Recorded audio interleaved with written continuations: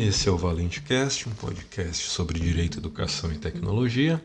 Meu nome é Oscar Valente Cardoso e hoje nós teremos mais um tema de processo civil com esclarecimento da diferença entre precedente e jurisprudência e o sistema de precedentes adotado pelo Código de Processo Civil de 2015.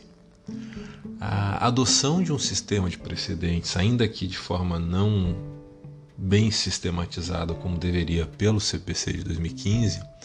não significa que há uma exclusão e a impossibilidade do uso da expressão jurisprudência nos tribunais. O termo jurisprudência, em seu significado correto, é a solução reiteradamente adotada no julgamento de casos semelhantes. Isso continuará existindo, mas de forma menos frequente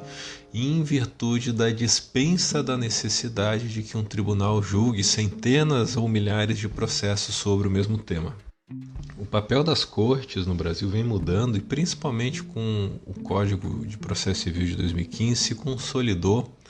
uma forma de julgamento com mais qualidade em sobreposição à quantidade. Então, ao invés de julgar diversos processos para formar a jurisprudência, os tribunais, principalmente os tribunais superiores, mas os tribunais de apelação também, passaram a poder selecionar um ou alguns processos sobre uma mesma questão de fato ou de direito, para que esse precedente extraído desse julgamento seja aplicado pelos juízes e tribunais inferiores e pelo próprio tribunal julgador a todos os casos semelhantes. Por exemplo, a criação da repercussão geral no recurso extraordinário do STF pela Emenda Constitucional 45 de 2004, que inseriu o parágrafo 3º ao artigo 102 da Constituição, fez cair em desuso a menção à jurisprudência no controle difuso de constitucionalidade exercido pelo Supremo Tribunal Federal,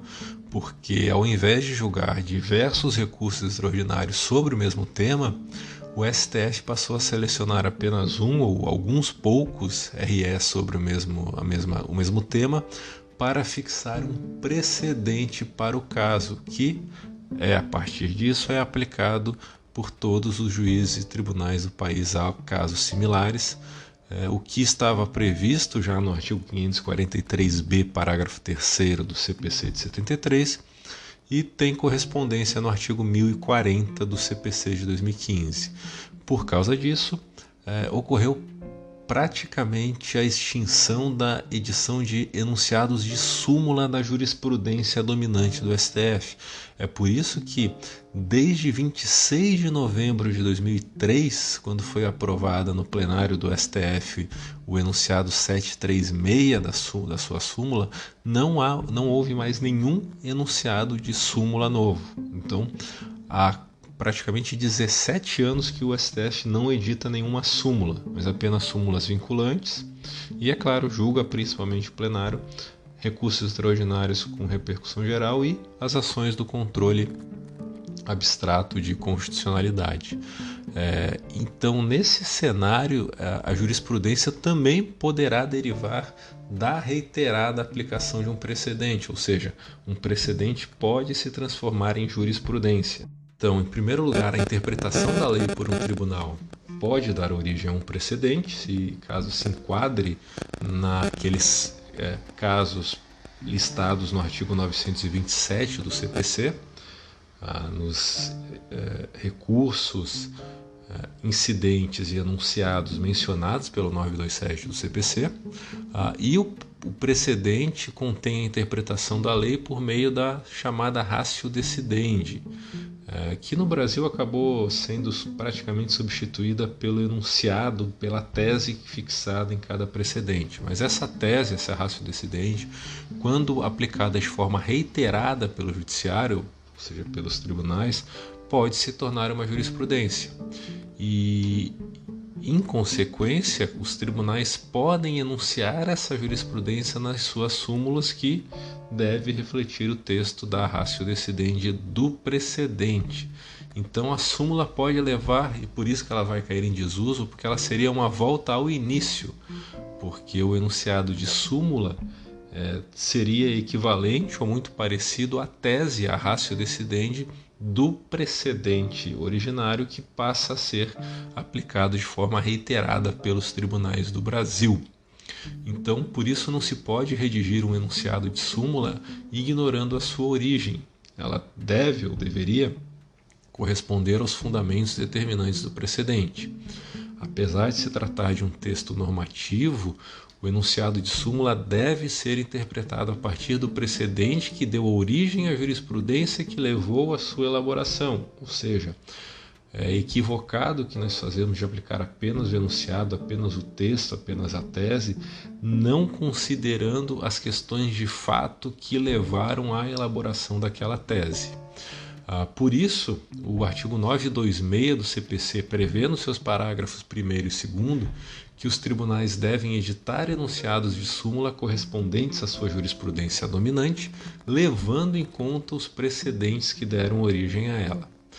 Porém, o enunciado de súmula e a jurisprudência evidentemente não decorrem necessariamente só da aplicação reiterada de um precedente. O CPC não afasta a possibilidade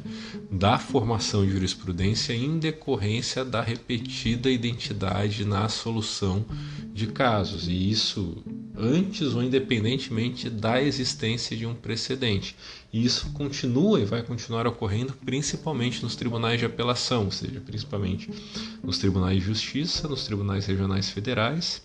e também, nós podemos dizer, na Justiça do Trabalho, nos TRTs e nos tribunais regionais eleitorais.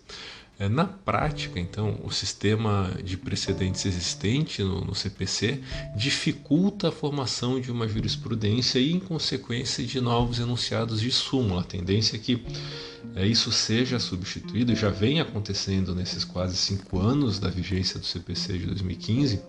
que haja mais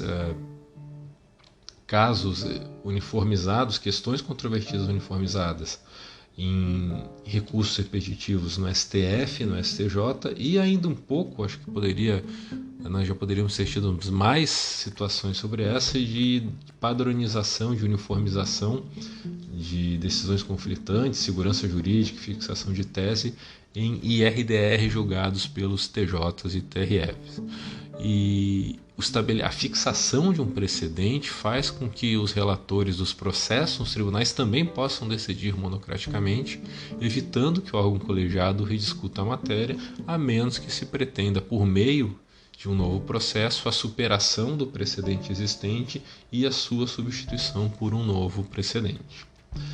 Por hoje era isso, amanhã voltamos com mais um episódio do Valente Cast. Até mais.